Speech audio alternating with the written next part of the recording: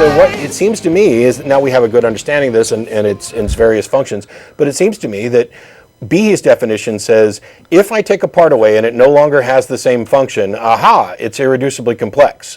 Yes, and then the point is, it's and the more systems like that you find, the more improbable it is that because now you have to account for an indirect pathway for each and every one of these systems. And I mean, Behe argues that there's hundreds of these systems out there, and now essentially for every one of these systems that you have to explain with an indirect pathway, I mean, you have to first account for the fact that at some point in time, all the parts are together, then they were synchronized the right way, in the same place, at the same time. And No, you don't have to. No, you don't have to, and that's the response that real evolutionary biologists have been putting out for years. You don't have to have them all in place, all at the same time, all synchronized. Some of them can have different functions for long periods of time. Some of them can have no function.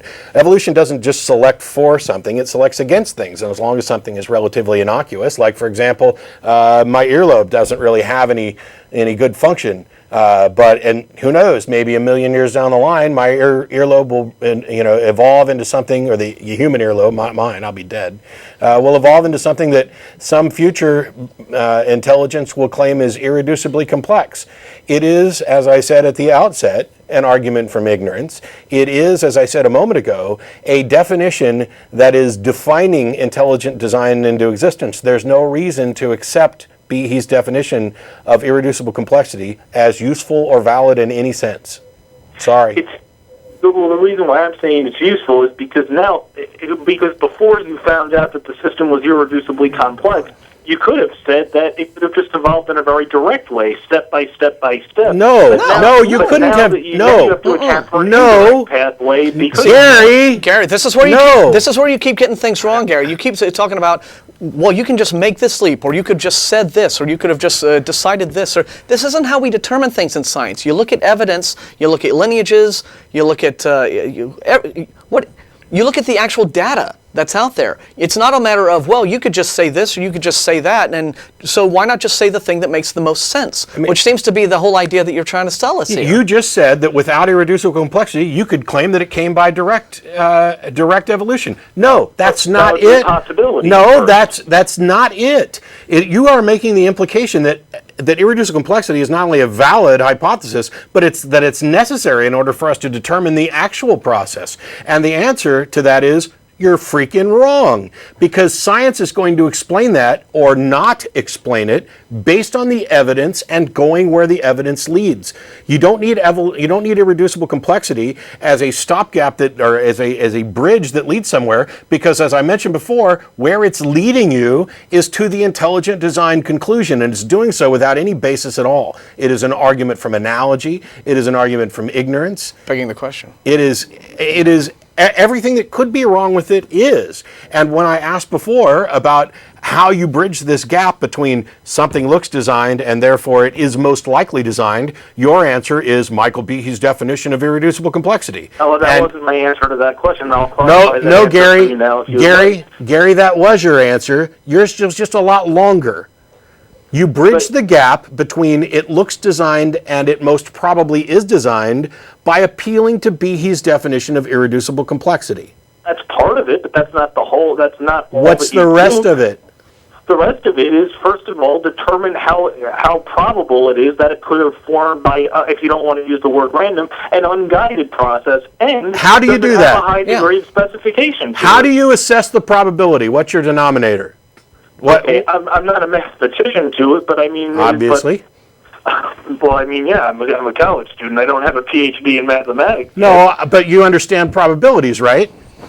I said that's the way you would go about doing it. Right, and if you have no other examples, if you have nothing to compare it to, if you have no way of determining the denominator, you can't come up with a probability. Yeah, because this just gets you back to my question again, Gary. It's like if you want to assert that a thing is designed, if you want to assert that there is a higher probability that a thing is designed than otherwise, then you have to know certain things. You have to know, what would this thing be like were it not designed? You have to have a definition of non-design to use as a frame of reference to set against your definition of design. And if you want to say there's a greater probability of one over the other, you have to know how to work out that probability. And if you're assessing, I mean, when they say here what the probability is of winning the Powerball every week, I mean that's an actual. They work that math out based on real data. You know, in terms of how many tickets are bought by people, what the jackpot is, you know, how many states the sales are in, et cetera, how many millions of people are out there spending their dollars on Powerball every week. They actually, and then what the likelihood of the numbers coming up in the little spinning machine, right? I mean, that's actual data. They don't just come up with 1 in 37 million jillion off the top of their heads. They work that out. So if you want to work out the greater probability of a designed life form with a non-designed life form, you have to know what both of those things look like, and you have to have your data points to be able to make that probability. You can't just say, well, it looks that way, so it just seems more likely. And that really has been, and that really has been all you've been saying this entire conversation. Well, it looks more like there's one more thing that he said, which is something that creationists have said a lot of, in addition to the it looks this way, therefore it most likely is this way, is this issue of probability. And that is an argument that, well, evolution just seems so unlikely.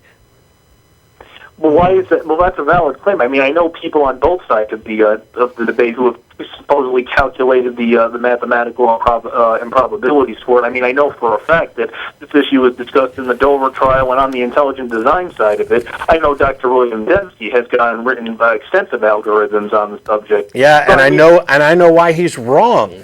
He makes the same mistake that a lot of creationists make, and that is that they assume that this thing must have occurred once, and you're doing one trial instead of a pool of resources with continual attempts. And this is all about abiogenesis anyway, and now we're way off, and we've had you on for like 30 minutes or so. So I'm going to go ahead and move on to another caller. All right, we're not taking my call yet. We appreciate the argument. I appreciate it. We're not going to agree, and primarily we're not going to agree because you accept that Behe's definition of irreducible complexity is valid and useful, and I think it's a steaming pile of crap. So we're just not on the same page with premises. On this one, and I mean, again, thank you for your time. Unfortunately, that whole agree to disagree and everybody has an opinion is useless because there is such a thing as truth, and there are such things as right answers, and I'm going to believe that we have the best right answer when it's actually supported by the evidence and not supported by analogy, induction, looks designed, therefore is most likely designed.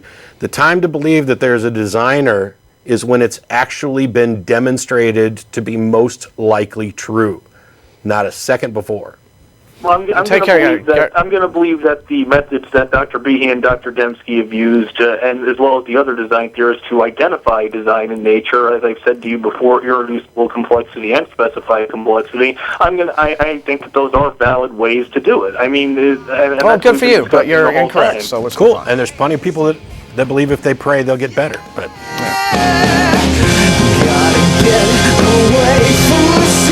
the content of this video is produced by the Atheist Community of Austin, a nonprofit educational organization promoting positive atheism and the separation of church and state.